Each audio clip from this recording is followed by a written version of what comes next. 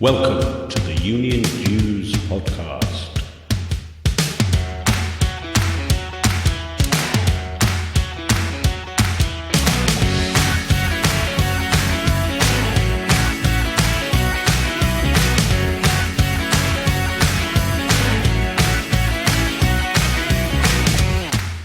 The UK's only all things union show, produced for your downloadable digital delight and appreciation. In this week's episode, how unions are meeting the challenge of organising and servicing freelancers and the self-employed.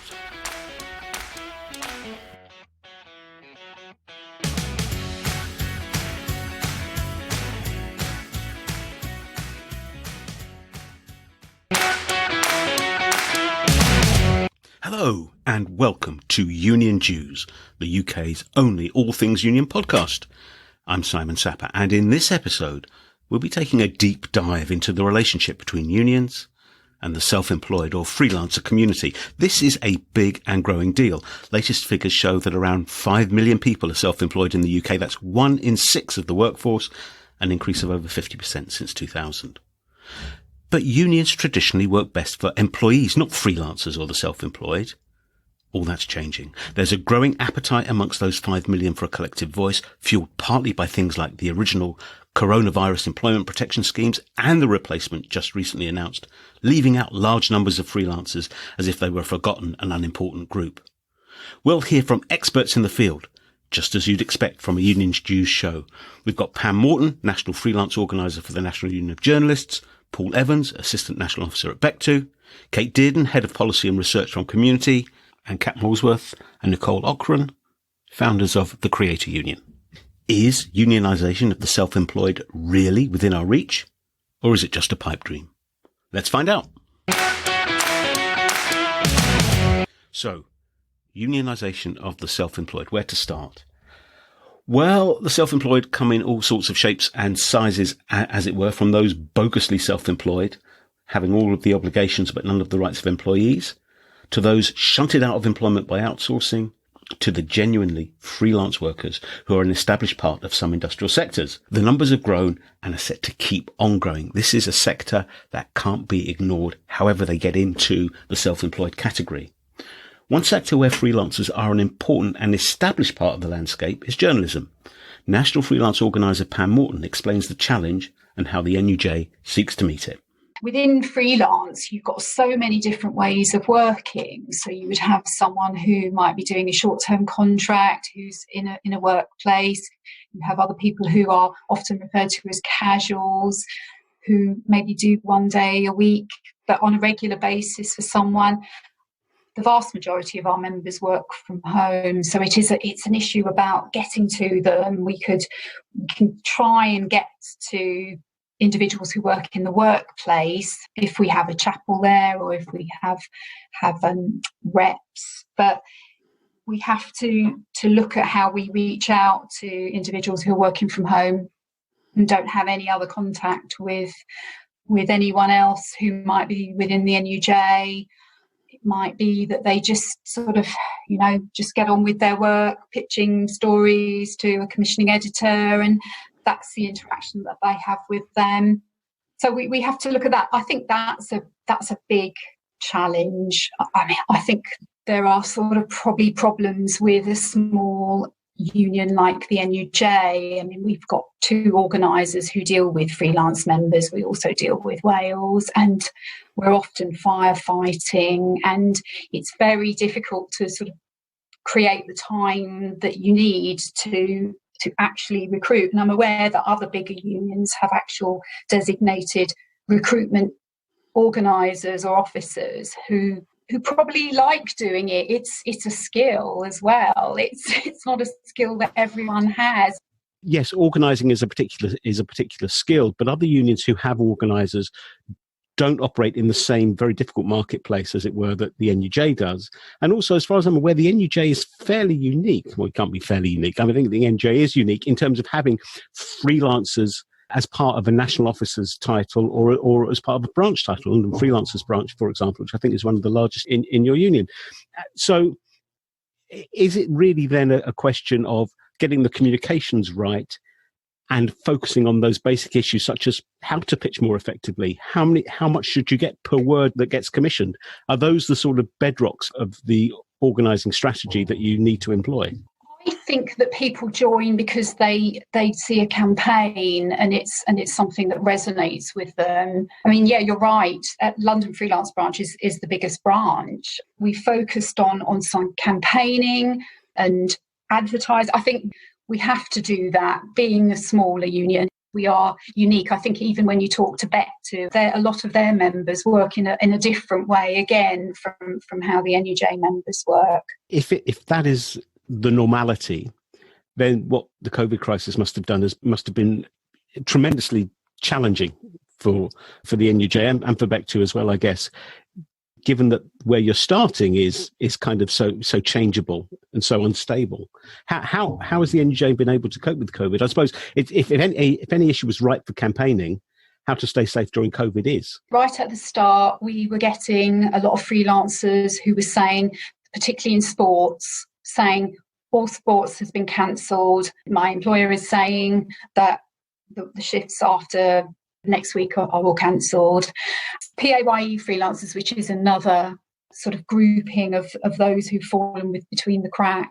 In terms of the ongoing campaign to make sure that the coronavirus protections that have been introduced by the government do affect everyone and looks at the cracks are filled in as it were, as the crisis continues, what is next on the agenda in terms of making sure that your members are both safe and have the maximum chance of gainful employment? We are still campaigning on the sort of the people who are falling between the cracks. I think it's acknowledged by everyone that the landscape has completely changed now. I mean, what we are seeing now is employers, in respect of employees, they're now, getting rid of them now and making people redundant in mass swathes of individuals.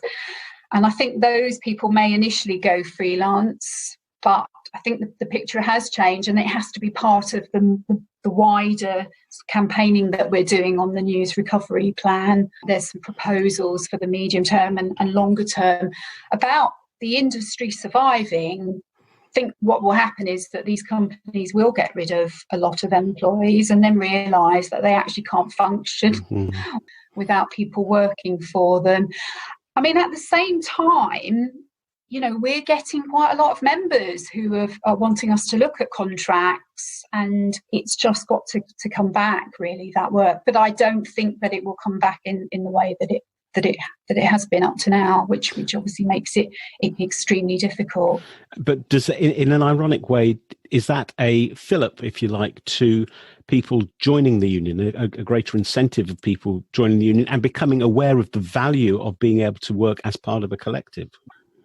Our membership figures are going up. An average number of members joining is now 202 per month, and before it was 137 per month. Yeah, and compared to where we were at even 2 years ago, every year, the NUJ's financial year, it runs from the 1st of October to 30th of September. We're already past what we were for the last couple of years at the end of May, and we've still got to go until September. People are thinking, yes, I must join a collective and have some protection. We often get a lot of queries from non-members who have found their way to the NUJ, and then they write they've got a particular problem that's going on with them, and they write and they ask for our help. And it does always strike me how sort of little there can be in terms of knowledge about how trade union works. And they seem to sort of think that the NUJ is there to provide advice, free advice, in the way that, the Citizens Advice Bureau is. But another thing, you mentioned London Freelance Branch, and they've been great in terms of going and speaking to students on courses, journalism courses. Now, there will be people that say, well, they're just students and they're not working journalists. But actually, I think you need to start then, because there isn't that culture of joining a trade union. And if you look at our surveys, the data on who our members are, our freelance members, there's no diversity whatsoever. Freelance membership is 95% white, mostly male, and mostly in their 50s. So we need to start somewhere. We need to start younger, really, and getting that message about trade unions and what we do and joining. And they're doing a great job on that. I think the way people have worked, the way companies insist on sort of increased casualisation has left people very they're vulnerable anyway, because they don't have employment rights unless you can establish that they've worked as a de facto employee. But it's a real mess. You know, the business of the tax, they insist on people being paid PAYE. Those people are now haven't been eligible for any financial support. They insist on rotten contracts, on unfair terms. And we need now is the time we go with our message of what we want things to change, really. So, there's clearly an appetite and a need here for the self-employed to have a collective voice in the form of a union. But if we look at sectors where this kind of working arrangement is not so well established, what then does the offer look like? Community Union have been increasingly preoccupied by this. Here's Kate Dearden. So Community, we're a really proud champion of the 5 million self-employed community across the UK, and ever-growing community and section of the UK workforce. And what's been really interesting about the pandemic for us in particular is the sort of increase in appetite to find a home, to find a space for the self-employed to have a collective voice, to speak together on issues that matter to all of them within self-employment. And then if you sort of dig deeper into that, the different sectors within self-employment are so vast and so diverse that there's so many different issues facing those individual workers. But as a whole, being self-employed, they face issues sort of collectively.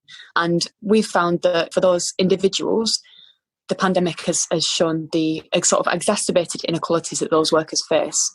And they are not only looking for help with those solutions, but actually want to drive change through a wider body, through a collective voice. And a trade union for them is a perfect sort of solution for that. And they're really excited to see that unions are reaching out to these workers now. So the offerer are identifying the things that the self-employed have in common, but there's also kind of an individual support function. And it sounds to me that actually it's the two together that make the package inviting and engaging. Would that be an accurate assessment? Absolutely. I think what recruits a lot of self-employed workers is that collective voice and that collectivism that trade unions champion and what we're known best for, but also individual benefit that we as a trade union can provide. So, for example, we help with chasing late payments for self-employed and freelance workers. So we help them write a letter, or if it's a call directly from the trade union to the client, whatever that member feels will best help them in their situation and will best resolve and get money back into their pockets for late payments. We also help them with training, so it's flexible online training to help develop their business skills, for example, or with sort of their lifestyle, and so looking at how they can do courses in mental health wellbeing and other courses that we offer to help them in their work and home life. In addition to that, we help with sort of self-assessment tax returns, and for a lot of self-employed workers, it can be very daunting, quite a stressful thing to do, especially if you're newly self-employed and haven't done it before. So we help sort of navigate the member through that process, and we're also teaming up with an external organisation to help them do that better. And we're constantly looking at different ways we can better support the self-employed community and different ways we can provide offerings as a trade union to those workers. So we're constantly sort of adapting and updating our offer to make it best suited to the self-employed and help them in their work and home life. As you've developed this package and you've ploughed this furrow, Kate, have there been any particular surprises, either good or bad, about things that have worked that you didn't think would work, things that have bombed that you thought would be a big hit? Yes, so we were focused about a year and a bit ago on co-working spaces for self-employed and wanted to give, as part of the community membership for self-employed workers, a co-working space as part of their package. And we were finding not many members were actually taking that opportunity up. And we also had sort of a factoring service, which was sort of a third-party service to help you with your late payments. And we were also finding that actually not a lot of members were using that service too. So that's why we've updated our offer to have sort of more direct conversation and representation with those workers. So it is directly community now that helps with late payments, for example. And with the co-working spaces, it's something that we're going to sort of keep looking at and keep seeing how we can make that work for those members. But it didn't work at the time. But I think it's such a new thing to represent self-employed workers in the wider economy. Obviously, there's brilliant trade unions representing those in the creative industries and beyond. But in the wider economy, I think it is so new. So we're trying different things. What can work? How can we best help them? Some things don't work and some things do. So, especially throughout the pandemic, our campaigning and policy voice has been really beneficial for members who have really appreciated those efforts, particularly with the income support payments for self-employed. Newly self-employed people who have missed out on the payments, we've been campaigning for them from day one throughout this pandemic, and they've really appreciated that work and felt like they are part of something bigger and their voices are being heard. So that work, alongside the individual work and support we can provide, I think is really beneficial for members, and hopefully recruit more and more self-employed and freelance workers to the trade union movement.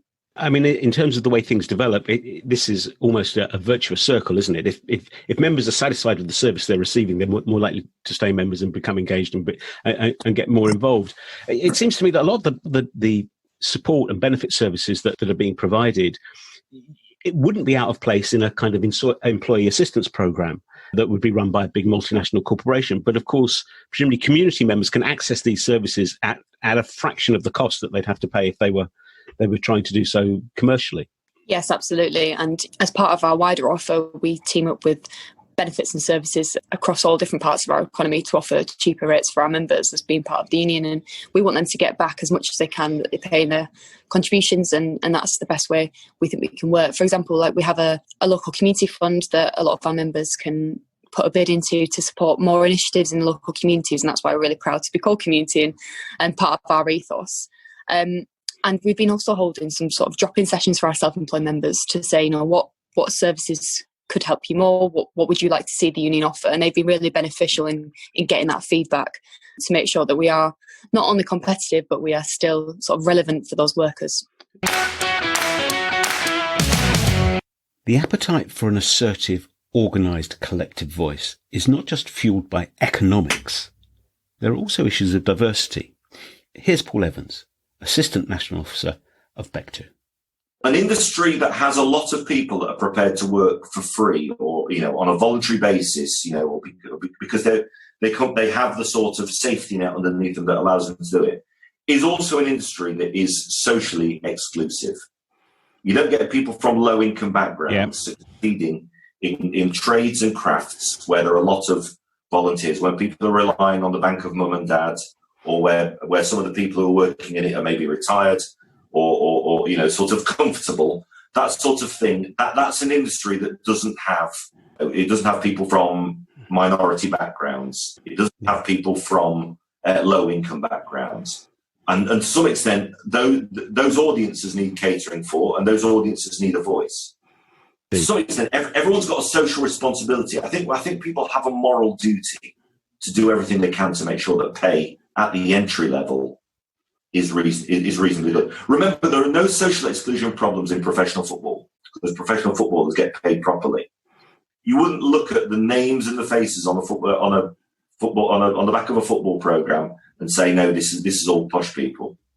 The medical profession, 40% of doctors are from minority backgrounds because the medical profession pays quite well at the entry level. The arts, on the other hand, has a huge inclusion problem. Perhaps nothing typifies what Paul's just been talking about more than the emergence of TCU, the Creator Union, formed this year to give collective voice to influencers and creators in the digital space. Nicole, Ocran and Kat Molesworth are the driving force behind the Creator Union. And they told me about the challenges they face and why unionisation was the obvious way forward.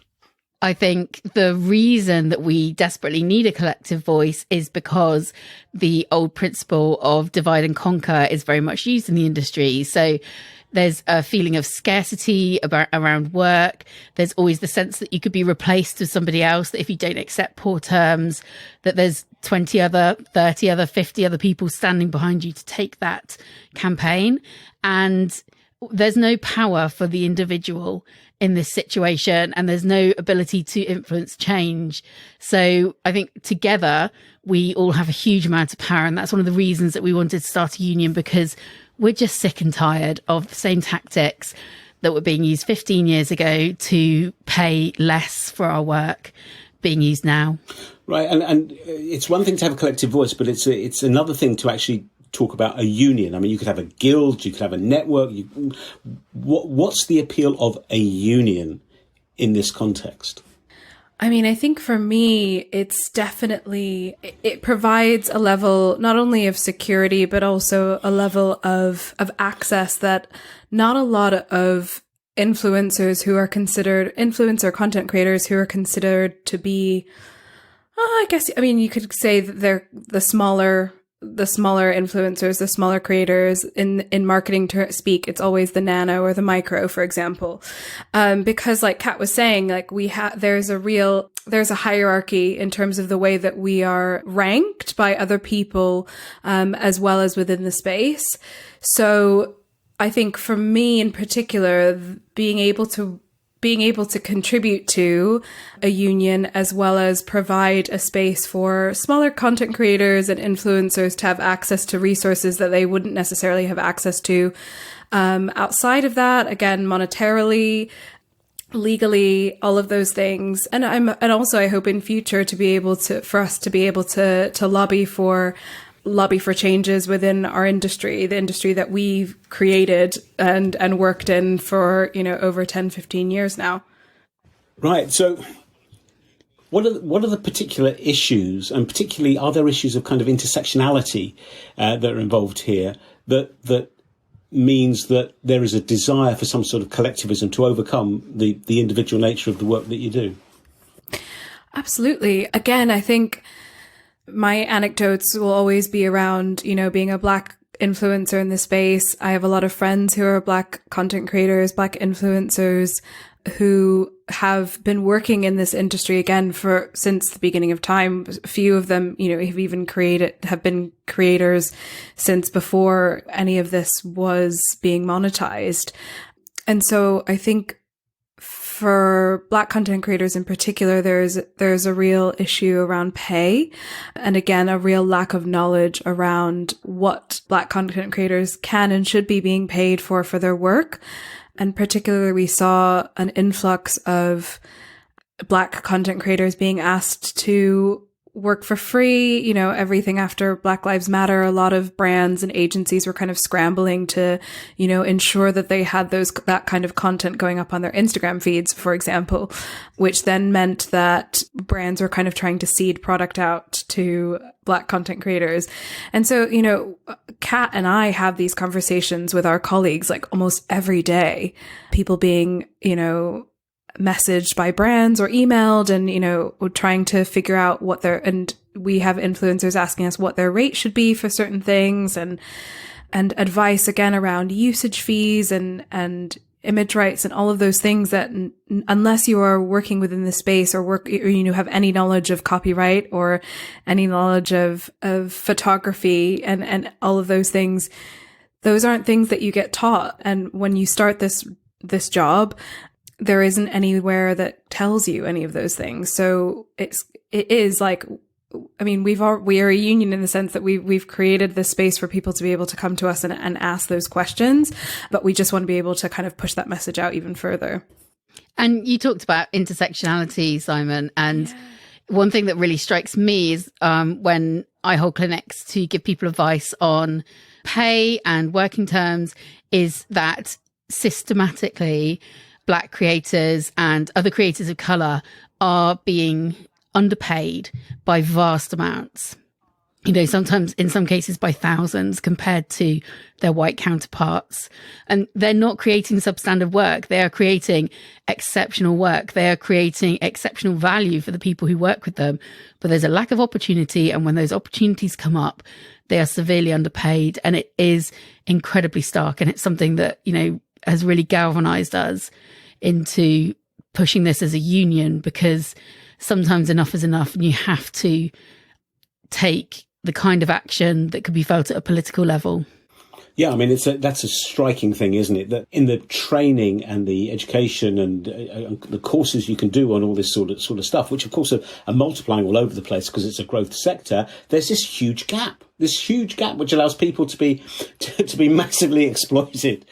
To what extent are you able to objectively state the scale of the problem, or is it still on a more kind of informal, anecdotal basis?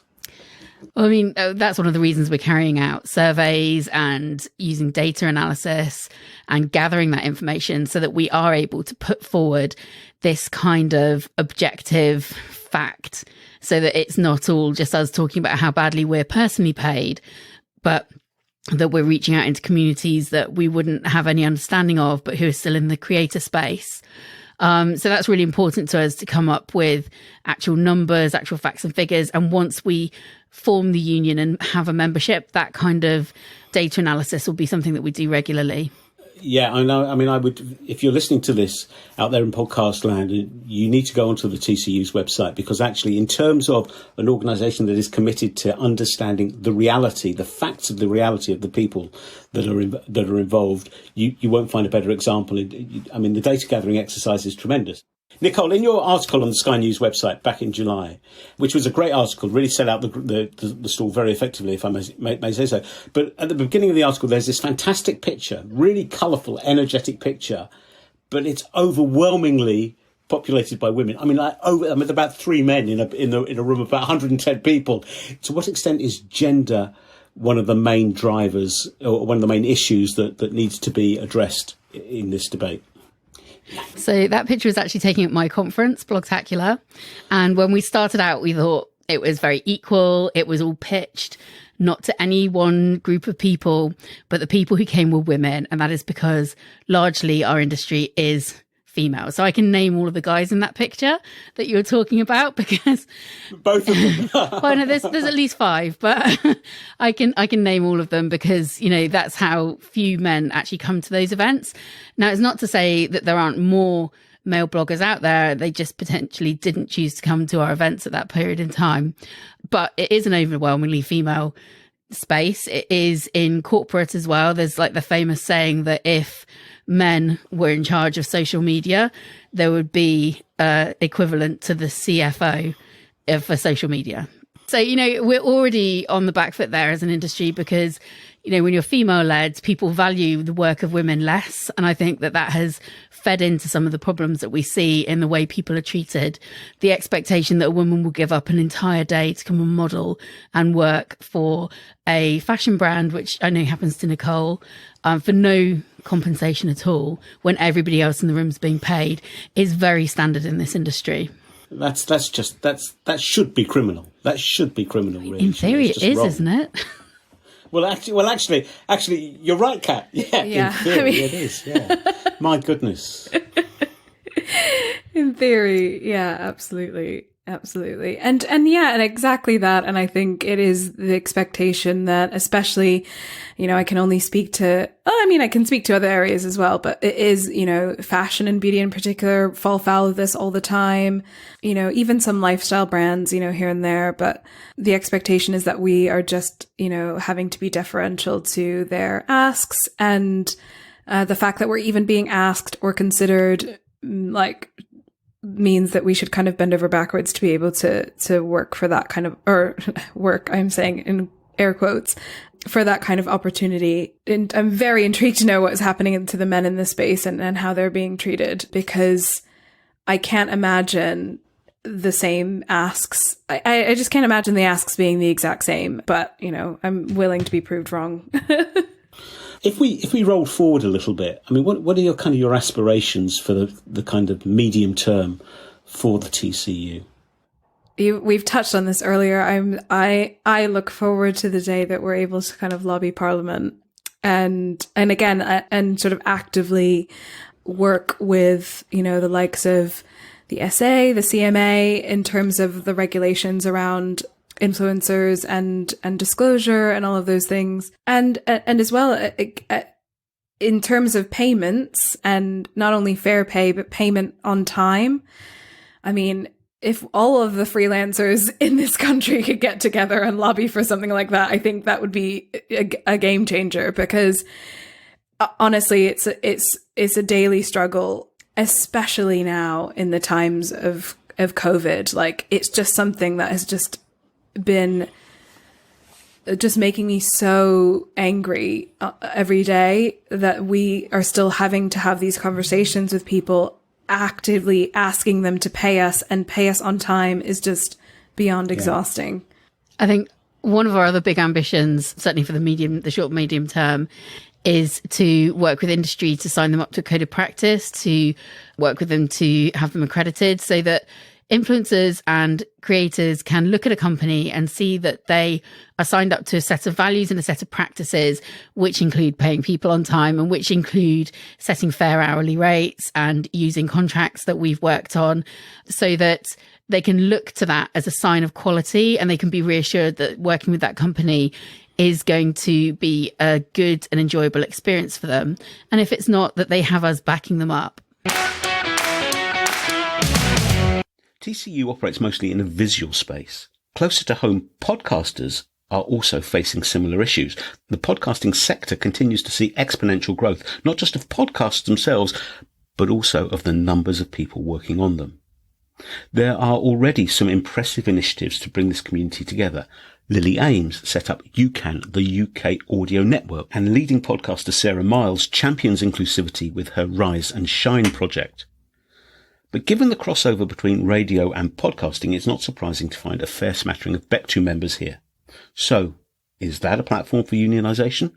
Paul Evans again. Well, if people who work in podcasting want to stick together and want to have a bunch of things that they believe that they can achieve by sticking together, that's when we can be helpful. That's when we can be useful, because we can help with a framework. We're quite good at democratic structures for freelancers. How do you get a bunch of people who broadly have a series of views? How do you get them in a room and get them to agree with each other and turn it into an action that they can turn into something that's actionable? That's what we can help with.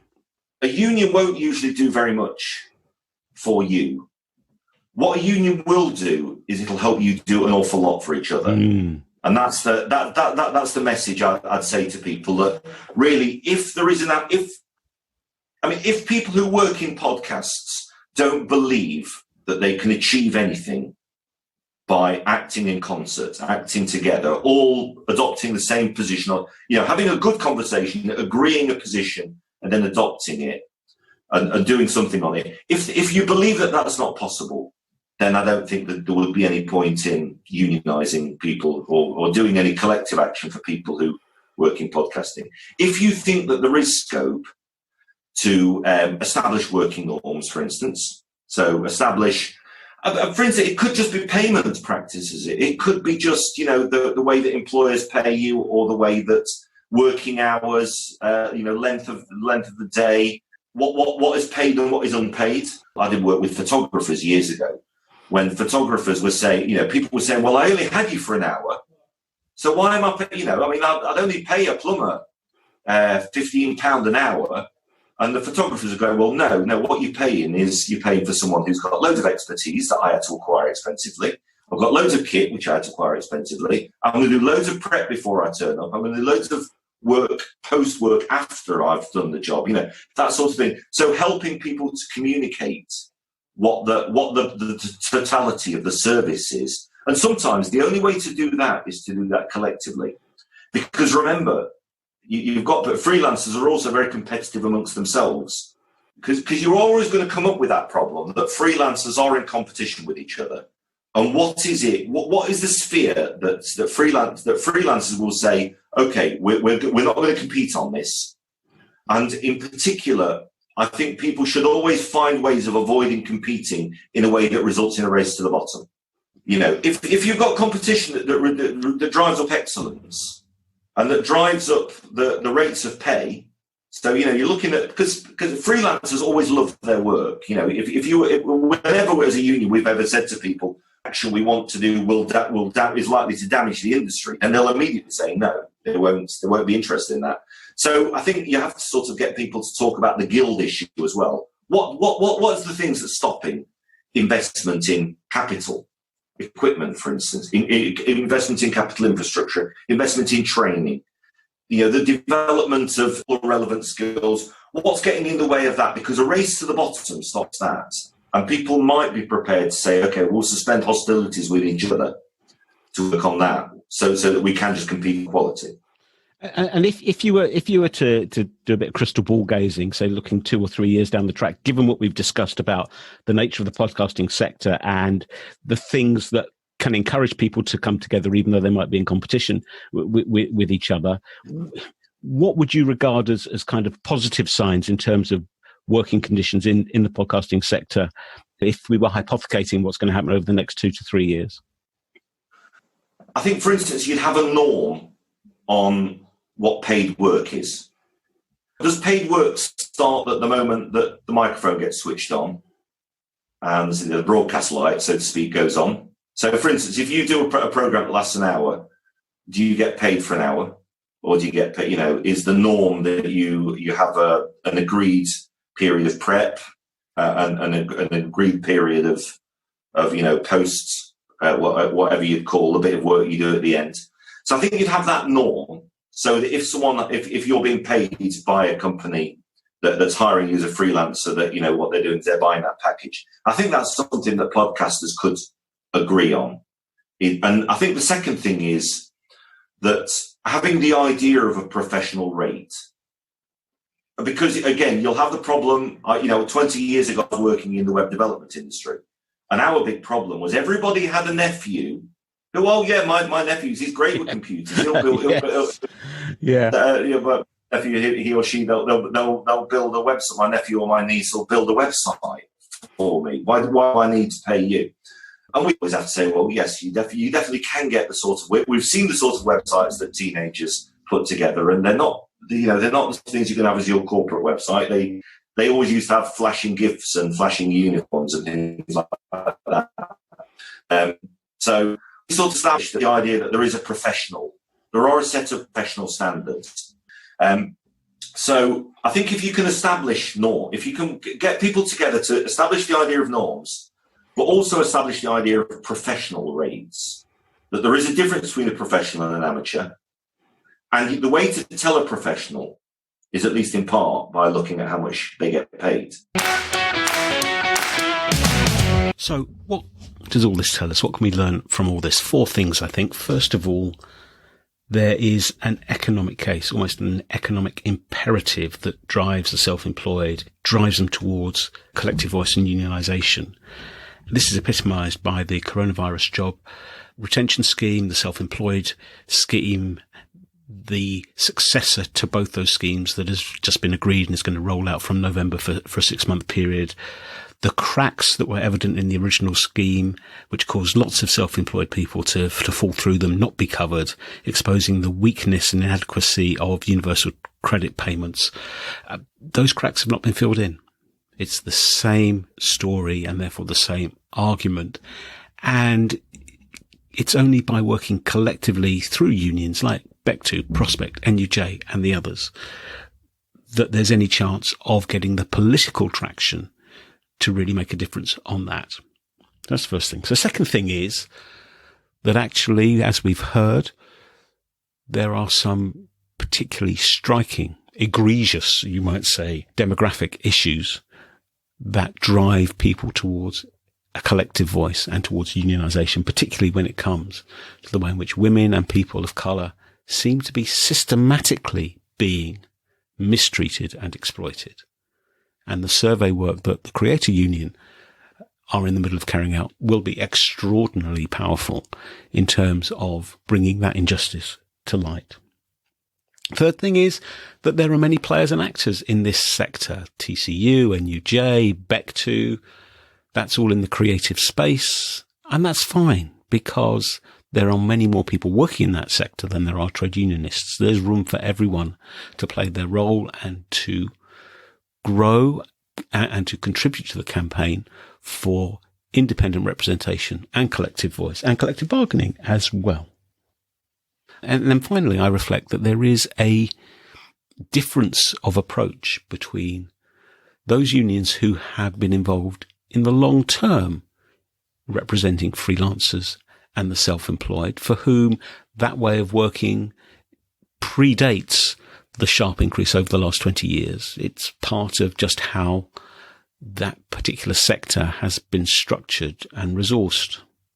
And those like Community who see that there is now a spread of self-employment and freelance work across many industrial sectors, and that there is a generalized need for a trade union offer that appeals to people in that situation. It's worth pointing out, or rather it's worth never forgetting, that actually amongst the 5 million or so self-employed, estimates suggest that as many as 2 million are on poverty pay. So where does that leave us? What is the best way forward? Well, the virtual Trade Union Congress held recently resolved to campaign for a new deal for freelancers with the aim of ensuring better workers' rights and more security at work. To ensure that high-quality self-employment is an integral part of any plan to build back better after the pandemic, and to examine best practice and new ideas for organising and providing a voice for self-employed workers. And in terms of taking that agenda forward, the TUC is going to convene a working group of affiliated unions to meet regularly to coordinate campaigning and recruitment of self-employed workers, and will lobby the government to essentially do the same by setting up a task force to look at the ways that the self-employed can be better supported, and the extension of sick pay to the self-employed, shared parental leave and pay. Well, that's just about it for this episode. If you want to find out more, head over to makesyouthink.com for the companion blog post containing all the links and signposting you'll need. You might also like the forthcoming Unions 21 webinar on organising the self-employed, which you can sign up for at unions21.org.uk/events. Thanks to Pam and to Kat and to Nicole and to Paul and to Kate, but most of all thanks to you for listening and for your company during this episode. Please join the conversation. You can email us at unionjews@makesyouthink.com, tweet us at JewsUnion. Whether it's on this or any other issue, we'd love your views. And thanks to all of you who have made contact so far to say how much you like the show. Please do rate us on the podcasting platform of your choice. It really does make a difference. Check out the 70 or so trade union podcasts that you can access through the Labour Radio Podcast Network. There's something there for all tastes and appetites. We'll be back next week when I am delighted to welcome onto the show Roseanne Foyer, General Secretary of the Scottish TUC. We'll be chatting about organising, about the Better Than Zero campaign, working with the Scottish Government, and the unavoidable question of independence or not. Join me next time for a conversation you won't forget. Whatever you're doing, stay safe, stay well, and I'll see you around. Bye for now.